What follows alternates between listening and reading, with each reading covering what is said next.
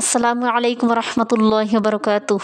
আমি আজকে আপনাদের সাথে শেয়ার করব বাংলাদেশের বিখ্যাত রেসিপি কাঁচা কাঁঠালের কাবাব এবং কাটলেটও বলতে পারেন। তাহলে চলুন জেনে নিই রেসিপিটি। কাবাব তৈরি করার জন্য 100 গ্রাম সিদ্ধ করা কাঁচা কাঁঠাল নিয়েছি। এবার এটিকে ব্লেন্ডারে দিয়ে পেস্ট করে নিচ্ছি।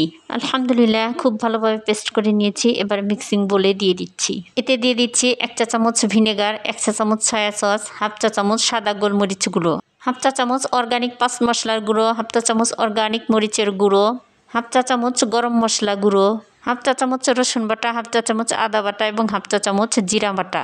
এবার দিয়ে দিচ্ছি স্বাদমতো লবণ। আপনাদের হাতের কাছে যদি ভিনেগার, সয়া সস এবং গোলমরিচ গুঁড়ো না থাকে তাহলে এগুলো আপনারা স্কিপ করতে পারেন। এবার সবগুলো উপাদান হাত দিয়ে ভালোভাবে মাখিয়ে নিচ্ছি। এবার দিয়ে দিচ্ছি 3 চা চামচ ময়দা। আপনারা চাইলে এখানে কর্নফ্লাওয়ার ইউজ করতে পারেন। ময়দা দিয়ে আরও বেশ কিছুক্ষণ ম্যাশ করে নিচ্ছি।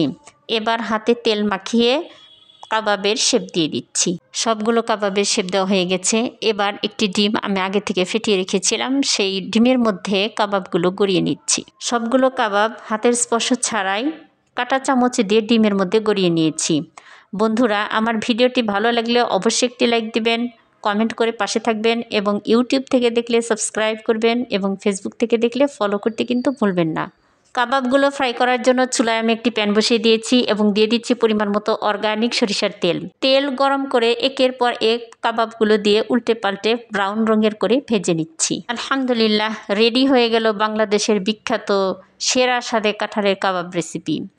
আপনাদেরকে সার্ভ করে দেখাচ্ছি। দেখুন কতটা সুন্দর এবং লোভনীয় দেখাচ্ছে।